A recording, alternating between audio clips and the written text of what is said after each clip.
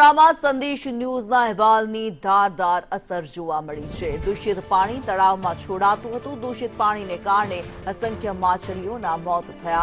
એક સપ્તાહ પહેલા સંદેશ ન્યૂઝે અહેવાલ પ્રસારિત કર્યો હતો। દૂષિત પાણી તળાવમાં જતું બંધ કરવામાં આવ્યું છે। ગોત્રી તળાવમાં સફાઈ કામગીરી પૂર્ણતાના આરે છે। તળાવમાંથી જંગલી વેલા દૂર કરવામાં આવ્યા।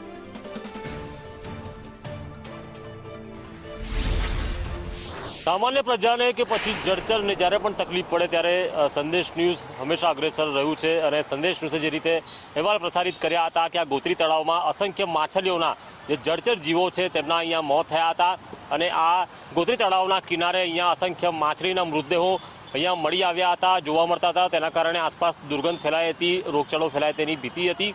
સંદેશ ન્યૂઝ જ્યારે અહીંયા આવ્યું હતું એક સપ્તાહ પહેલાં ત્યારે અહીંયા જે દૂષિત પાણી છે તે તળાવમાં છોડાતા હતા।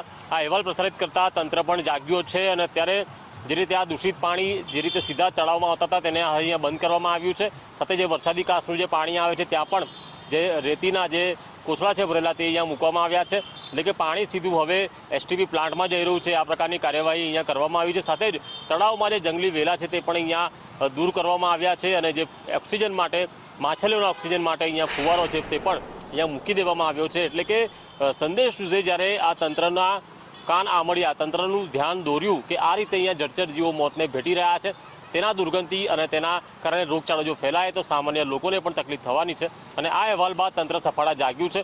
તળાવને હાલ અહીંયા સાફ કરવામાં આવ્યું છે અને જે દૂષિત પાણી તળાવમાં છોડવામાં આવી રહ્યા હતા તેને પણ તંત્ર દ્વારા અહીંયા બંધ કરવામાં આવ્યું છે। એટલે કે સંદેશ ન્યૂઝની જે ઇમ્પેક્ટ છે તે ગોત્રી તળાવ ખાતે અહીંયા જોવા મળી છે। કેમેરા પર્સન નિકેશ વડન સાથે કુણાલ શર્મા, સંદેશ ન્યૂઝ, વડોદરા।